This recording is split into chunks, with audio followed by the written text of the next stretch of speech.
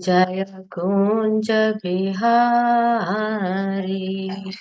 जय राधा माधवा जय कुंज बिहारी जय गोपी जन वल्लभा जय गिरिवरधारी जय गोपी जन वल्लभा जय गिरिवरधारी यशोदानन्दन भज जन रञ्जन यशोदानन्दन भज जन रञ्जन यमुनतीरावनचारि यमुनतीरावनचारि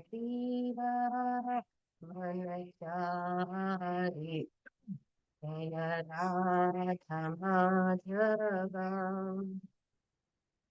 जया कुंज बिहारी जय राधा माधवा जया कुंज बिहारी जय राधा माधवा जया कुंज बिहारी हरे कृष्ण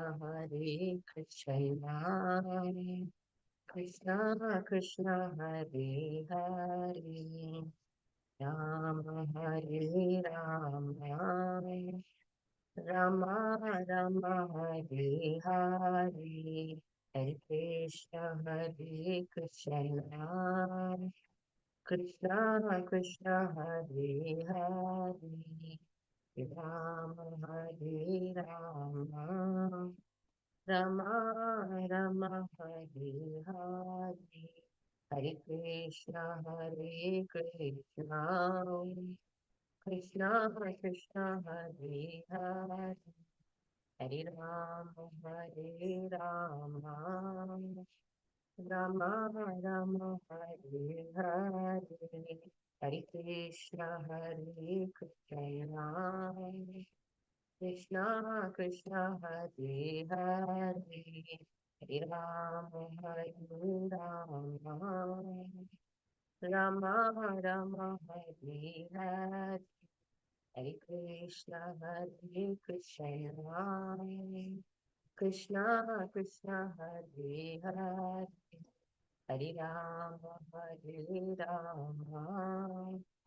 राम राम हरे हरे हरे कृष्ण कृष्ण कृष्ण हरे हरे हरे राम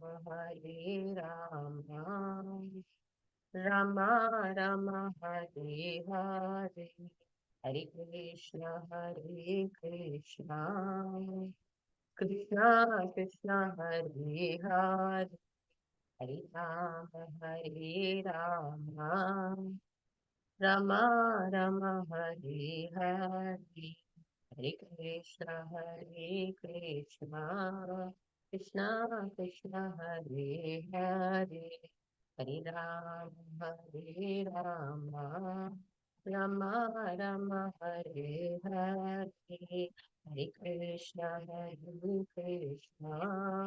कृष्ण कृष्ण हरे हरे हरे राम राम राम हरे हरे जय राधा गिरिधारी राधा गिरिधारी राधे जय राधा गिरिधारी राधा गिरिधारी राधे जय जगन्नाथ जय जगन्नाथ जय बलदेव जय सुभद्रा जय गौरानिताय जय गौरानिताय नित्य गौर हरि बोल Hari Bol, Nitya Gaura Hari Bol, Jaya Jaya Prabhupada, Prabhupada, Prabhupada, Jaya Jaya Prabhupada. जय जय श्री राधा गिरिधारी भगवान की जय। जय जगन्नाथ बलदेव सुभद्रा मैया की जय। जय गौर निताई की जय। जय श्रील प्रभुपाद की जय। अनंत कोटि वैष्णव वृंद की जय। हरि नाम संकीर्तन की जय। So, once again, Hare Krishna, dear devotees, please accept my humble obeisances. As per norm, we will start off by reading Srila Prabhupada's Lilamrita. So we are reading from,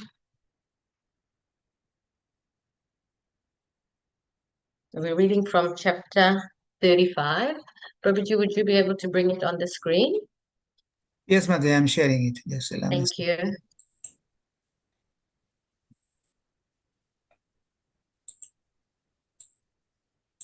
So is it visible now, Mataji? Yes, it is. Yes, Okay. it is. So we're reading from chapter 35. The title of the chapter is This Remote Corner of the World. Jai Srila Prabhupada ki Jai. The engagement for which Prabhupada had come and for which the University of Florida was paying $1,000 was to be that afternoon on campus at the Plaza of the Americans. When Prabhupada arrived, several hundred students were gathered near the temporary stage, sitting casually on the grass, lounging beneath the fragrant magnolia trees. The sky was overcast and rain threatened. As more students gathered, the crowd grew to 500. Then, just as Prabhupada was about to speak, a light drizzle began to fall, and Hridayananda came on stage to hold an umbrella over Srila Prabhupada. Prabhupada, sitting on his Vyasasan, said softly into the microphone, "Someone is smoking," and the students politely extinguished their cigarettes. No sooner did Prabhupada begin his lecture, however, then a dog started yapping. Prabhupada paused. "Who is that dog?" he asked. When the dog persisted, Srila Prabhupada said, "He also wants to talk." Finally, the barking stopped, and so did the rain. But Hridayananda continued to hold the umbrella over Prabhupada's head. While riding in the car back to the temple, Prabhupada asked to hear the tape recording of his lecture. When he heard the dog barking at the beginning of his talk, he laughed. "Prabhupada," Hridayananda said, "your lecture was wonderful. Everyone liked it. The student liked it, the devotees liked it, the professors liked it." "All right," Prabhupada said, "Hare Krishna." Srila Prabhupada's day of preaching was not over yet. Next was an evening television interview.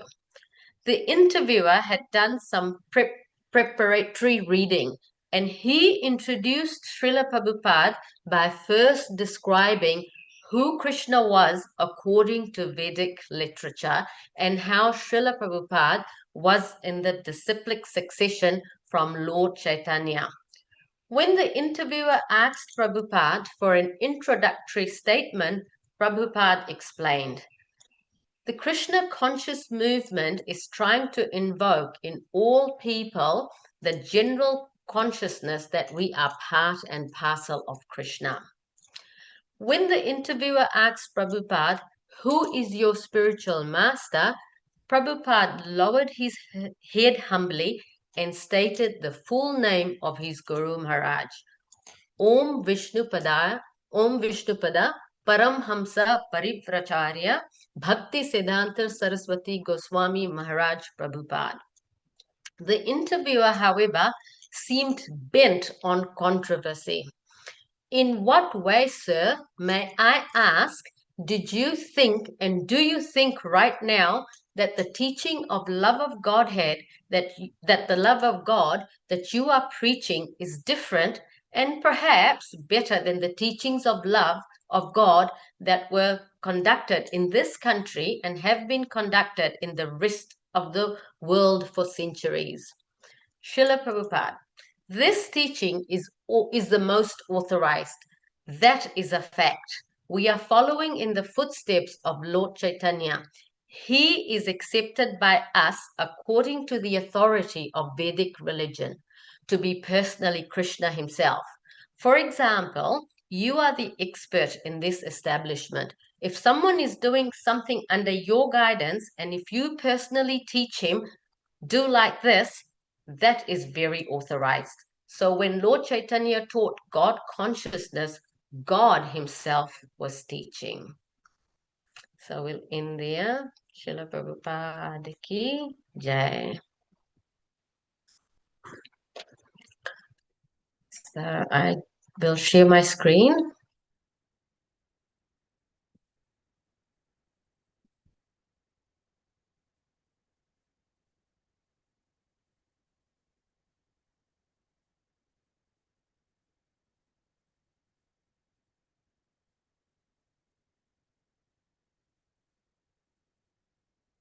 Prabhu, can I please confirm that you can see my screen? Yes, Mataji, you can see it. Okay, thank you. So just once again, just like to say Hare Krishna to all the devotees. Please accept my humble obeisances. And I'm very, very fortunate to be given the opportunity to purify myself through this service. And this is only possible through the mercy of Srila Prabhupada, Guru, and the association of devotees that I'm able to say a few words. I pray at the lotus feet of Srila Prabhupada and all of you assembled devotees to please bless me so that whatever I say is aligned to scriptural injunction. So today we continue with Canto 5. The title of the canto is titled The Creative Impetus, and we are reading chapter 15, titled The Glories of the Descendants of King Priyavrat, and we are reading verses 2 to 4. So, Om Namo Bhagavate Vasudevaya. Om Namo Bhagavate Vasudevaya. Om Namo Bhagavate Vasudevaya. Narayana Namaskritya Naram Chaiva Narottamam Devim Saraswatim Vyasam Tato Jayam Mudirayet Nashta Prayashu Bhadreshu Nityam Bhagavata Sevaya Bhagavati Uttam Shloke Bhaktir Bhavati Nashtake शृण्वतं स्वकथा Krishna पुण्यशर्वणा कीर्तना हृदयन्तस्तु हि अभद्राणि विदुनोति सुहृत्सताम्.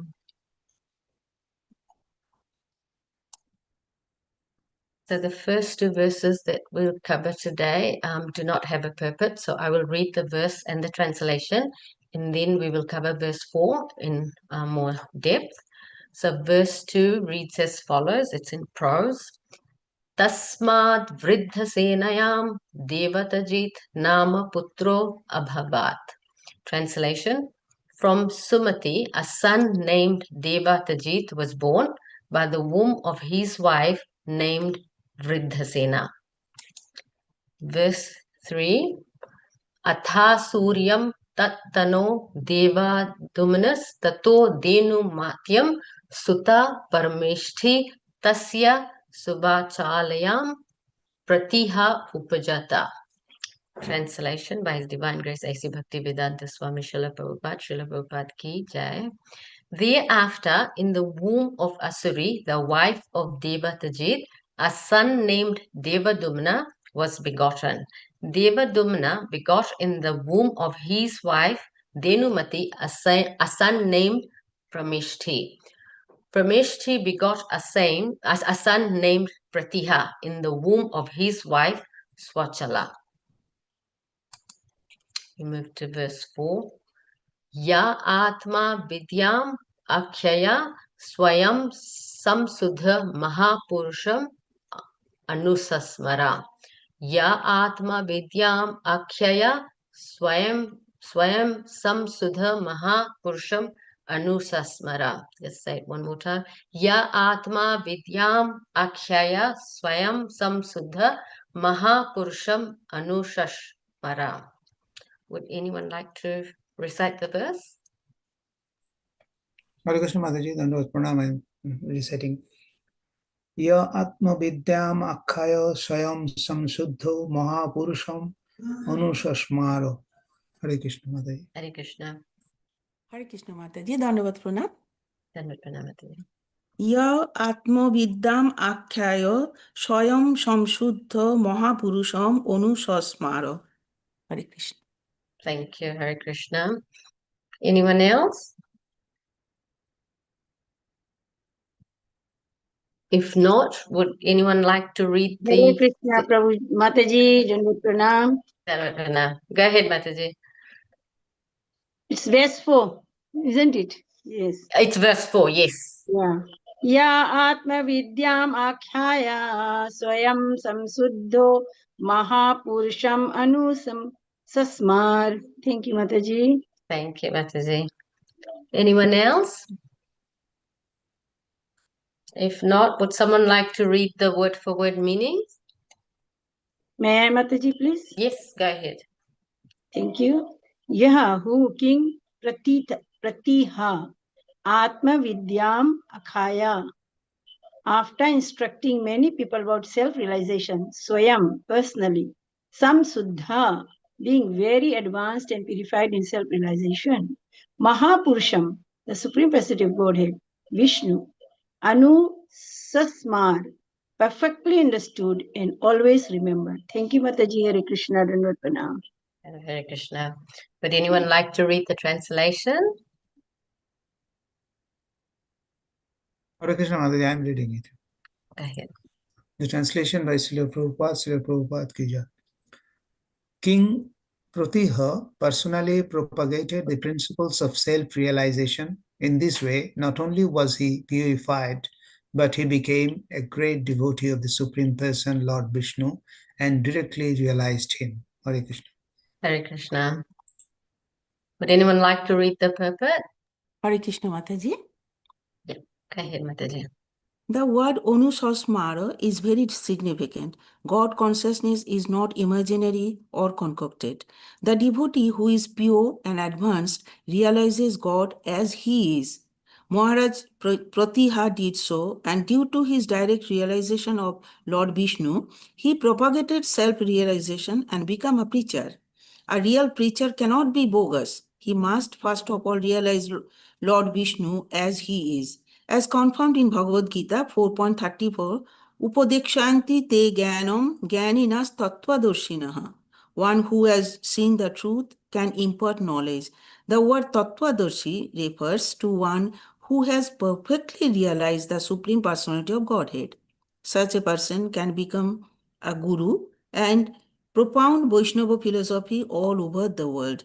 The paragon of bona fide preachers and guru is King Pratiha. Hare Krishna Mataji, thank Hare you. Krishna.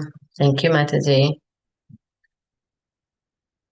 Just before we discuss the verse in detail and share reflections, I'd just like to recite the Mangalacharan. Om Ajnana Timirandasya Jnananjana Shalakaya Chakshur Unmilitam Yena Tasme Shri Guru Vaya Namah. I was born in the darkest of ignorance, and my spiritual master opened my eyes with the torch of knowledge. I offer my respectful obeisances unto him. Jai Shri Krishna Chaitanya Prabhu Nityananda Shri Advaita Gadadhar Shivasadi Gaura Bhakta Vrinda. Hare Krishna Krishna Krishna Hare Hare Hare Ram Ram Ram Hare Hare. Hare Krishna Krishna Krishna Hare Hare Hare Ram Ram Ram Hare Hare. Hare Krishna Krishna Krishna Hare Hare Hare Ram Ram Ram Hare Hare. So moving on. So just reading the translation again. King Pratiha personally propagated the principles of self-realization.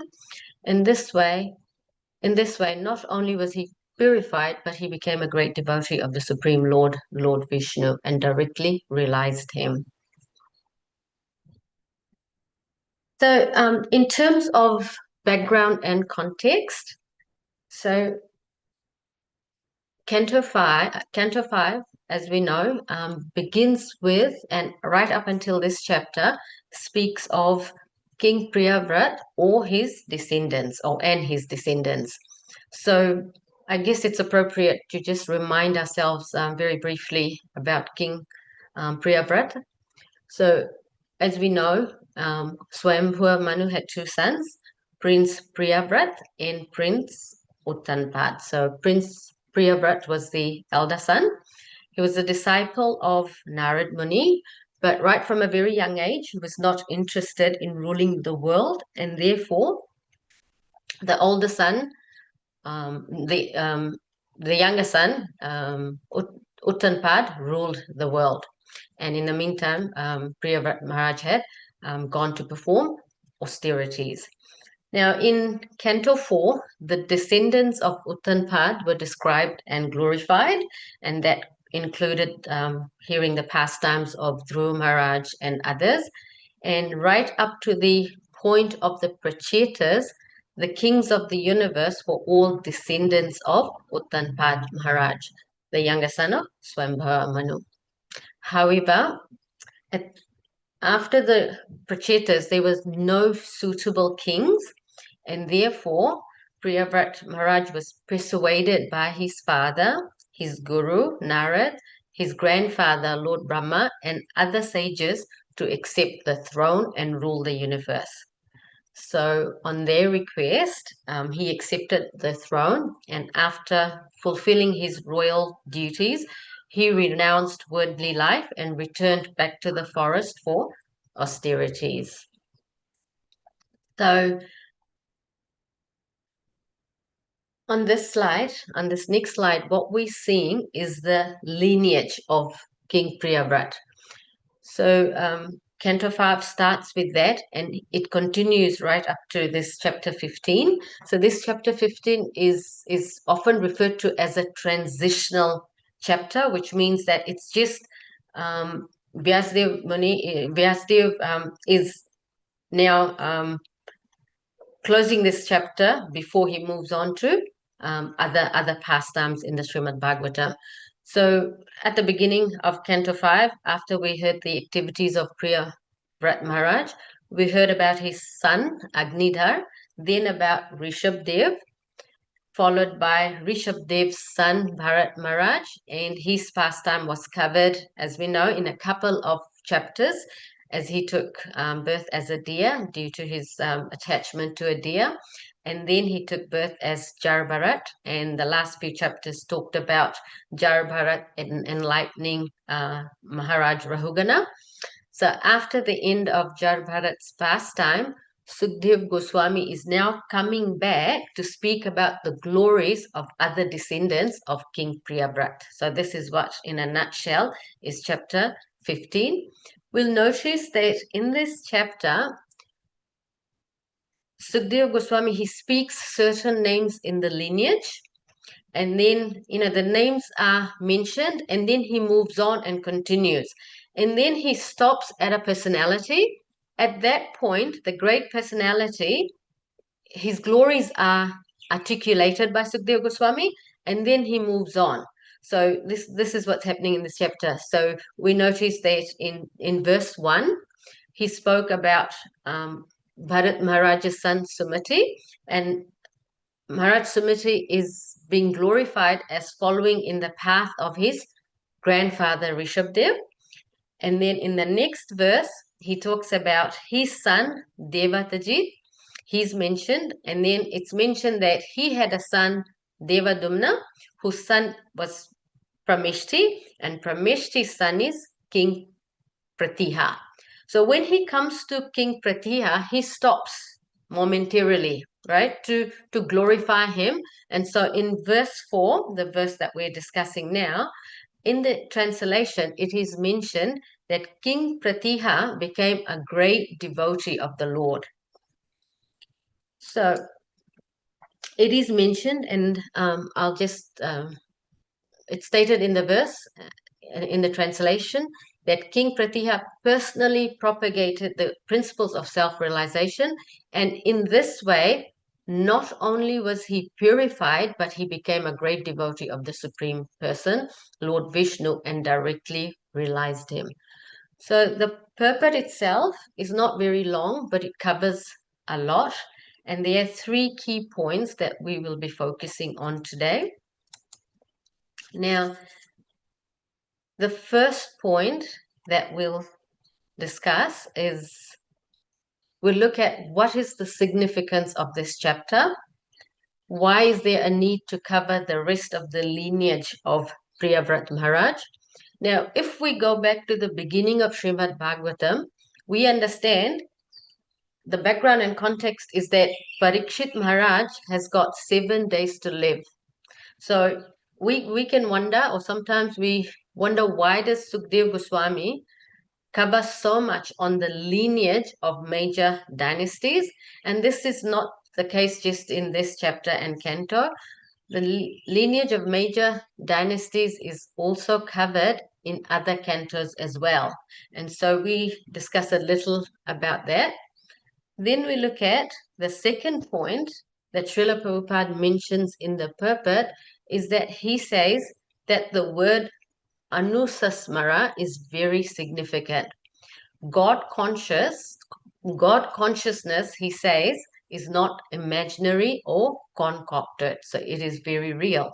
And therefore, it is required for us to perfectly understand and remember God. So Anushashmara means to perfectly understand and remember the Lord. So the point that we'll be looking at is that word, that God consciousness is real.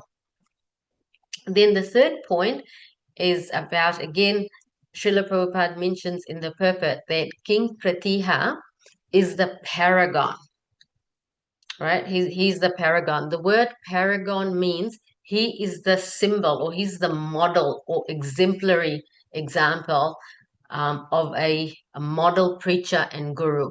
So we know that ISKCON is a preaching movement. So we look at what qualifications did King Pratiha have that made him an ideal preacher. So first up, in terms of the significance of this chapter, now it would be negligent of me not to mention that my realizations of the points that I'm covering today is not my own realizations.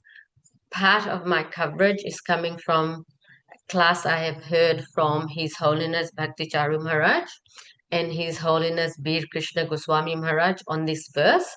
So it is through these pure devotees that are practicing devotee like myself has the good fortune of sharing something among the association of devotees. So in terms of this first point, now this chapter, why is this chapter important for us, especially for us practicing devotees? If Maharaj Parikshit had only 7 days to live, why did Sukdev Goswami spend so much time narrating such intricate details on major dynasties? Now, we can wonder, how does genealogical information increase our devotion? If the emphasis of Srimad Bhagavatam is to go back to Godhead, why does it discuss so much so-called history? Now, in relation to this, His Holiness Bhakti Charu Maharaj mentions as follows. He says, there are a number of reasons why there's so much mention of lineage and dynasties in Srimad Bhagavatam. The first and the foremost reason is that it is for our benefit. It is for our purification. So in Canto 9, Chapter 23, the dynasties of the sons of Yayati is mentioned in verses 18 and 19. In those 2 verses, Sukdev Goswami says to King Parikshit, he says, "O Maharaj, let me describe the dynasty of Yadu, the elder son of Maharaj Yayati. The description is supremely pious, and it vanquishes the reactions of sinful activities in human society. Simply by hearing this description, one is freed from all sinful reactions. So this benediction extends to all the descriptions in the Srimad Bhagavatam. Every verse in Srimad Bhagavatam benefits the hearer. So just hearing the names itself is so beneficial for our purification. Next point is that it affirms that we are not self-made. So when we study the lineage of the dynasties in Srimad Bhagavatam, we get that understanding that nobody in this world is self-made. We come from somewhere, and that somewhere, as Bhaktacharya Maharaj says, is not from a big loud bang, right? So in Srimad Bhagavatam, the direct lineage from where we have come from is shown in detail, and it tells us that it starts from Lord Brahma. It is not some mythical fairy tale that some people believe it to be. Often when people say that something is mythical, it is because they don't know the truth or they have been misled. Srimad Bhagavatam confirms where we have come from, and therefore Vyasdev saw the need to write about it, and Sukadev Goswami saw the need to speak it. So this brings us to the second point, that God consciousness is real. So the second point from this verse is that Krishna consciousness is real. Srila Prabhupada in the purport uses the word anusasmara, and he says that word is very significant. It means to perfectly understand and always remember. Now, God consciousness, Srila Prabhupada says, is not imaginary or concocted. So if something is not imaginary, then it's real. So why does Srila Prabhupada mention this? He does so to refute scholars who say it is mythical. Now, even when we read Srila Prabhupada's Lilamrita, we often come to, the media challenges him in a lot of instances, and like in today's reading, where they're trying to create some sort of controversy that why is Srila Prabhupada in the States talking about God consciousness? Is it really real? And what we know is better than, or it's non-different to what you are teaching. So Srila Prabhupada makes this point to affirm that it is real, it's not mythical. And so if you look at it, great scholars of modern times, they will tell you that it's all a myth. Why? Because the material or modern education system is flawed. Now, real intelligence, Vijnana, is to accept that Vedic system is true. And misguided intelligence is accepting material knowledge as true, and it rejects Vedic knowledge as myth. Now, the difference between the two is that one is limited to only feeding the belly or feeding the senses, while the other, in addition to feeding the belly, feeds the soul. So the famous example of the bird and cage analogy comes here, where one must not just take care of the cage, but also the bird inside the cage. So the cage is the material body, which the modern education system concentrates on just taking care of me and mine and the senses, but it forgets that we are not the body. So it's the soul that we need to feed as well. Real intelligence is needed, so we have full knowledge and not partial knowledge of the absolute truth. So if we look at it, modern science over the years have progressed, and sometimes they do get a glimpse of this. So, we do have great philosophers who for a long time have asserted that true happiness doesn't come from sensory indulgence. And a very recent example is that of one of Australia's best-selling author, Anita Bell. after extensive research, she found that beyond a modest income threshold, happiness plateaus. So it stagnates, it just levels off. So she urges young professionals, right, as young as in their 20s, to exit the rat race, noting that the issue isn't income. So she's telling them income isn't what would bring you happiness. It's misguided spending that is the problem. And that misguided spending is driven by the false belief that happiness lies in material gratification. So whilst Bell rightfully points to internal sources of peace, like, she urges them to, be with nature, have meaningful relationships, look after health and, purpose beyond material gratification. Even then, her solution remains partial. Real happiness, as Srila Prabhupada has given us the total package, real happiness goes deeper. It lies in connecting with the Supreme Lord, and Srila Prabhupada has given us the complete path. So I guess the point here is that as modern science evolves, they have a glimpse of where real happiness is, but they're only touching the tip of the iceberg. It's only when we turn ourselves to the cause of happiness, Krishna, that we will get real happiness. Now, this brings us to the third and final point for this verse, which is, what is the primary reason for King Pratiha's glorification? The third point from this verse is to understand what makes an ideal preacher. Now, King Pratiha personally preached Krishna consciousness.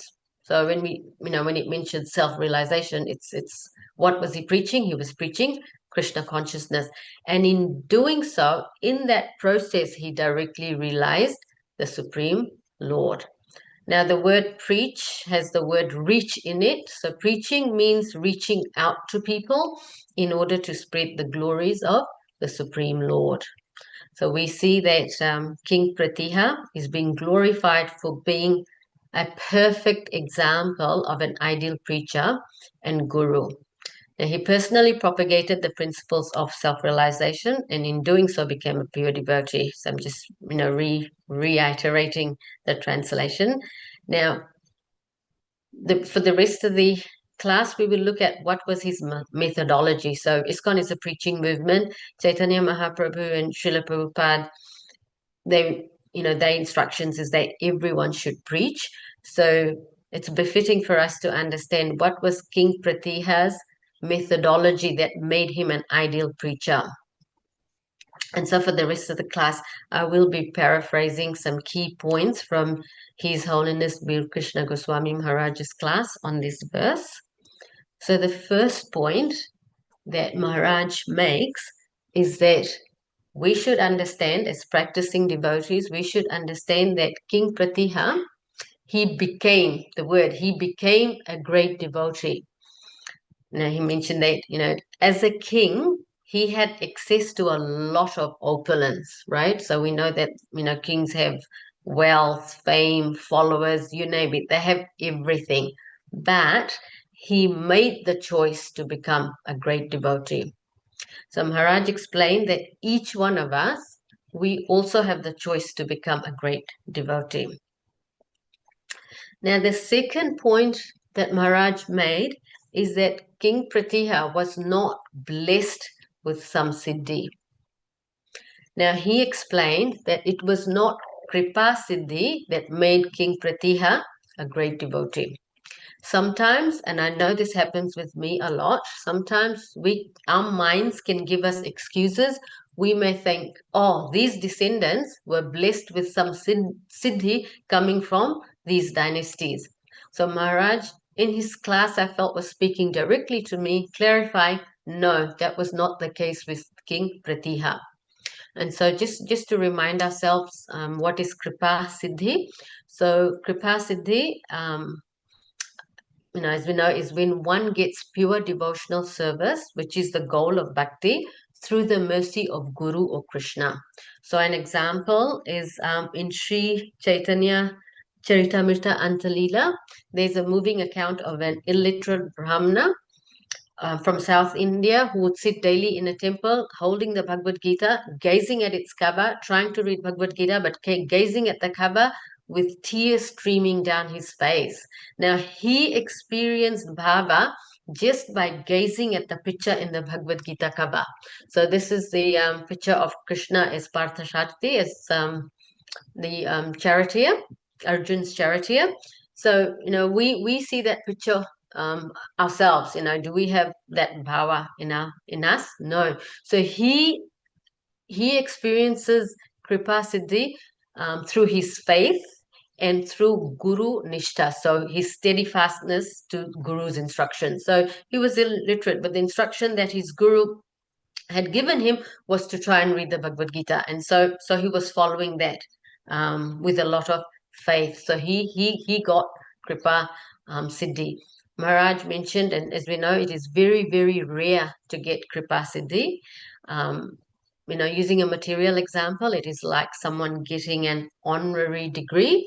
So, sometimes a personality gets awarded a degree because of their great contributions to a field of society or humanity. So they get this degree without having to complete the usual coursework or requirements that the vast majority of us would need to do when we go to university. So that's just an example of what Kripa Siddhi is, that you bypass the rules and regulations, you just get the mercy from Guru or directly from Krishna. So Maharaj makes the point that in the case of King Pratiha, that was not the case. So coming back to the King Pratiha, how did he become a great devotee? In the translation of the verse, it is said that he personally spread the principles of self-realization. This, therefore, leads us to the conclusion that he became a pure devotee by following the process of sadhana bhakti. So just to remind ourselves, what is sadhana bhakti? There are two types of sadhana bhakti. The first is Vaidhi sadhana bhakti, which is performing devotional service by following rules and regulations. When one does this sincerely in the association of devotees under the guidance of a bona fide pure devotee of the Lord, then they attract Krishna's mercy in the form of pure devotional service. The second type of sadhana bhakti is Raganuga sadhana bhakti, where one spontaneously performs pure devotional service. Now, often it is said that Raganuga sadhana bhakti is the fruit of Vaidhi sadhana bhakti. Now, we'll just go a little bit deeper in this. One of the key points that Maharaj made is that in Raganuga bhakti, it doesn't mean because it's spontaneous, the rules and regulations are neglected. The rules and regulations are still being followed. So the full definition of Vaidhi sadhana bhakti is that it is devotional service performed by following prescribed rules and regulations sincerely in the association of devotees under the guidance of a bona fide pure devotee. So when sadhana bhakti is done this way, under guidance of a pure devotee and in the association of devotees, then it attracts Krishna's mercy in the form of pure devotional service. Now, initially, there could be mixed motivations. So beginners of Vaidhi sadhana bhakti may often approach Krishna consciousness with material desires. And Maharaj says, that's okay. And the perfect example of that is in the example of Dhruv Maharaj, who began his journey in the mode of passion, right? So he wanted a kingdom greater than that of his father. This is acceptable initially, provided one is sincere and willing to be purified through the process. So, Narad gave him the path. Narad knew that he had the motivation to get a kingdom greater than that. So, our pure devotees are very, very compassionate. They are very, very merciful. So even though we come in with all these other desires, we still can get the fruit of devotional service just by sincerely following the process under the guidance of a pure devotee and in the association of devotees. So the key point being guidance. Without the direction of a pure devotee, one can become or get lost in the mechanical loop of rule following. So that's probably a key takeaway from this as well, that we're doing our rounds, we're following the regulative principles, but if we are not progressing, if we're not doing it in the association of devotees and following the rules and regulations seriously, then we may get caught in this mechanical loop of rule following. So the progression of pure devotional service requires guided practice and devotee association. So that is a key point that Maharaj was emphasizing. Next up is the fruit of Vaidhi Bhakti, is Raganuga Sadhana Bhakti. When practiced properly, Vaidhi Sadhana Bhakti leads to Raganuga Bhakti, where one develops higher taste and begins to serve spontaneously. Again, spontaneity means loving eagerness, not neglect of rules. So we don't bypass the rules. We still follow the rules, but we follow the rules not because of an obligation, but because we cherish it. So we start enjoying it because we are experiencing taste. And so further progression to that leads to Ragatmika Bhakti, where one becomes so attracted to a particular seva or bhava, then they follow in the footsteps of a Ragatmika associate of the Supreme Lord. And so in this way they get deep taste. So the point is that King Pratiha, he followed Vaidhi Sadhana Bhakti to become a pure devotee of the Supreme Lord. And in ISKCON, all of us who are followers of Srila Prabhupada, we are all following Vaidhi Sadhana Bhakti, which means that we have the potential to become pure devotional, to attain the goal, which is pure devotional service. So there's another point that Maharaj made, which I thought was very, very, I wanted to share. Maharaj states that King Pratiha became a devotee of the Lord, unlike Srila Prabhupada, who was a pure devotee of the Lord. So Srila Prabhupada is a Nitya Siddha.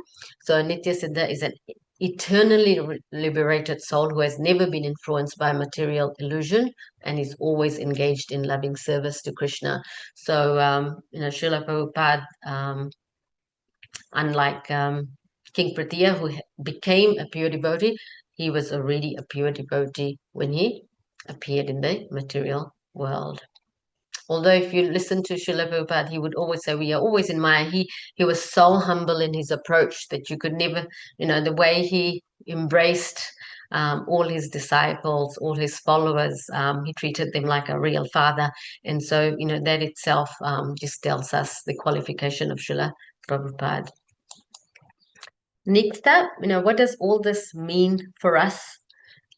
ISKCON, as I've mentioned before, is a preaching movement. Chaitanya Mahaprabhu and Srila Prabhupada wanted everyone to preach. And to preach, we need two qualifications as exhibited by King Pratiha. The first is to follow instructions perfectly. So this is Vaidhi Sadhana Bhakti. To follow the instructions perfectly and then to propagate or spread the instructions. So follow and preach, that is the methodology, and both have to be done simultaneously. One cannot follow and not preach because Srila Prabhupada wanted everyone to preach. Now the verse on the slide is Mahaprabhu's direct instruction to all devotees to engage in prachar. Prachar means preaching, and it means preaching Krishna consciousness. It was spoken to Nityananda Prabhu and others as part of Chaitanya Mahaprabhu's mission to spread Nam Sankirtan and devotional service.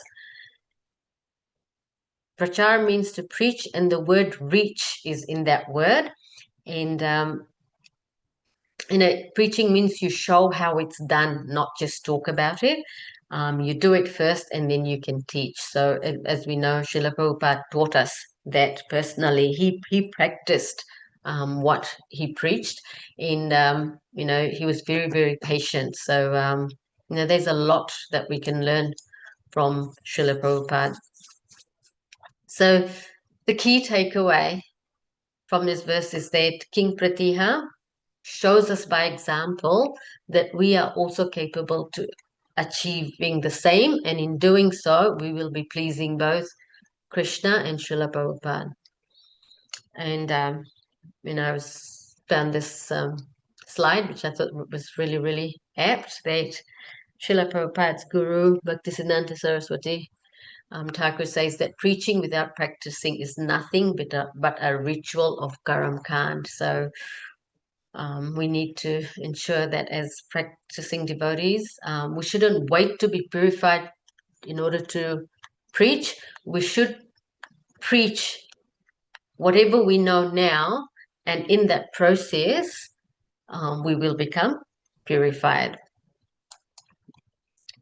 So in terms of key summary points, the first is follow Krishna consciousness to the best of our ability. There should be no shortcuts. This means that we follow the regulative principles and do our chanting sincerely. We should be associating with devotees. We should be listening to Krishna Katha. Srila Prabhupada, in terms of association, and this is something that I struggle with, so, for myself, I keep reminding myself that Srila Prabhupada created ISKCON so that we wouldn't be misfits. So ISKCON was created so that like-minded people could come together to learn and grow. So devotee association is key in our spiritual practice, and it's something that we need to follow. Then we follow and then we preach Krishna consciousness to the best of our ability.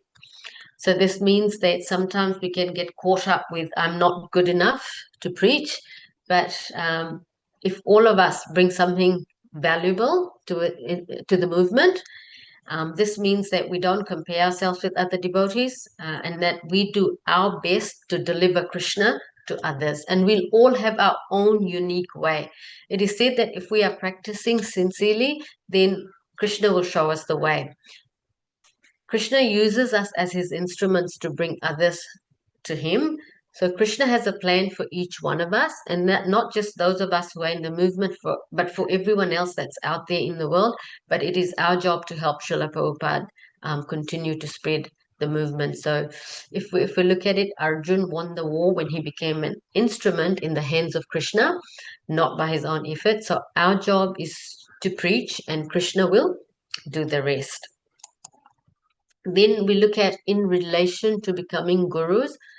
Maharaj advises us that we should all become Siksha Gurus. He mentions that it's not just about, one giving a class, but it should be about one who can provide practical guidance to newcomers, not by telling them how to become Krishna consciousness, because sometimes we can get caught up by telling people, but it's not about telling people, but it's about showing them by our example how to become Krishna consciousness. So again, the word prachar means preaching, and it has the word achar in it. So that means achar means behavior. It means you must personally exhibit the behavior for it to be successful. And King Pratiha, he did that by example, and in that way, his glorification we are hearing through the pages of Srimad Bhagavatam today. And so, just to recap, there are three things that we looked at. The first thing that we looked at from today's verse, or today's few verses, is why Srimad Bhagavatam cover the narration of major dynasties. So we looked at that. It's for our purification. Then we looked at God consciousness is not a myth, it's real, and real intelligence is about having self-realization. And Srila Prabhupada has given us a perfect full package of how to achieve that. Then we looked at what qualities made King Pratiha a great devotee of the Lord and how these qualities we can develop through the process given by Srila Prabhupada. So I'll end the class here, and if there's any questions or if anyone would like to add, please feel free to add your realizations. But from my perspective, just listening to the two classes by His Holiness Bhakticharu Maharaj and His Holiness Bir Krishna Goswami Maharaj, I learned a lot in terms of why there's a need for each one of us to preach, and preaching is all about following instructions and then just telling others about it through our own example. So thank you very much. Hare Krishna.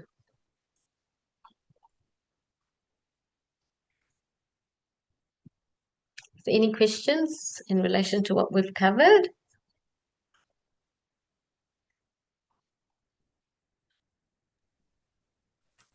Hare Krishna Mataji, Dandavat Pranam. Thank you very Dhanvat much. Pranam It was Prabhuji. a very nice class and bringing out the essential points in the essence of this verse, that preaching is the essence. In fact, Prabhupada has carried out the message of Chaitanya Mahaprabhu, that Jare Dekho Tare Kaho, Krishna Upadesh. That means whoever we meet, we should preach about Krishna. And for that, we have to know who is Krishna, and we have to we have to use our life in that way that others can follow us by our behavior and conduct. We should behave in such a way that we can become an instrument for preaching. And for that, you have very nicely told that one should become an acharya before preaching, because the Prabhupada is also the four principles of ISKCON. The first one is books are the basis. That means we always use authorized things. We never concocted anything of our own. We try to preach what we have learned from our spiritual master, and what in turn has come from his spiritual master. And in this way, it has come from the God. And in other words, the authorized things only we preach. So as you have told that, Prabhupada has also told that whatever we say is not a concocted thing, but it is coming from the Lord himself. It's a pure knowledge, that thing. So that's why Prabhupada has told in one of the pillars of ISKCON is books are the basis. That means we preach only what is authorized. And the next one, which I was just trying to tell, is that purity is the force. Purity is the first means I must observe myself. Otherwise, how can I preach it to others? Because it will not be effective. And it has been, there are, in a sadhana or in a bhakti movement also, there are people who sometimes who realize only themselves, do not preach, but there are others who preach but do not practice. When Chaitanya Mahaprabhu has rejected both of them and told that one should preach, and Haridas Thakur is a good example that is there in Chaitanya Charitamrita, that he was doing himself and was preaching. So then it becomes effective. So that is the thing. And utility of the principle means we should utilize whatever is available to us. In whatever form we get, we should try to utilize it for the service of the Lord and for preaching. And so ultimately, and preaching is the essence. So it is a movement for preaching, as Prabhupada is told. So we should, I remember myself that one of my instructions of my spiritual master was that, other than at the time of initiation, that you have to involve yourself in the movement of preaching. That is one of the instructions the spiritual master has given us. So we should act accordingly, and so that that is the, in other words, in my opinion, the instruction I am following of Guru Maharaj, that we should always act for preaching. That should be in addition to our, and that cannot be without at the cost of our personal sadhana. We have to do our sadhana. That's the first thing we have to ensure, and after that we should preach. That is the second thing, and that is the way of success for ISKCON. And each one of us has very great responsibility in this regard. If we do that, and that would be a great service to our spiritual master, and in turn to Prabhupada and to Chaitanya Mahaprabhu, that preaching only will drive away the darkness from the minds of other people who are still ignorant about Krishna. And that is my realization from this verse which you have told. Thank you very nicely. Hare Krishna. Hare Krishna. Thank you, Prabhu. Thank you for the nice summary. Anything else? If not, we can end here, Prabhuji. Mataji, it appears there is no other person to make comments. So thank you once again for the very nice class, and the class may be concluded. Vancha Kalpatrabhyascha कृपा kripa सिन्धुभ्य sindhubhya एव eva च cha patikana पतितानां pavane पावनेभ्यो bhyo वैष्णवेभ्यो Vaishnavebhyo नमो namo नमः। namo. कोटि वैष्णव वृंद की जय। Jai. अग्रे Srila Prabhupada जी ki की jai. जय। Ki Srila jai. प्रभुपाद की Ki जय। jai. Ki Jai. Gaur Pramanande, Hari Hari. Hari Hari Premanande, Hari Bol. Hari Bol. All Hare great assembled Hare devotees. Hare Krishna. Krishna. Hare Krishna.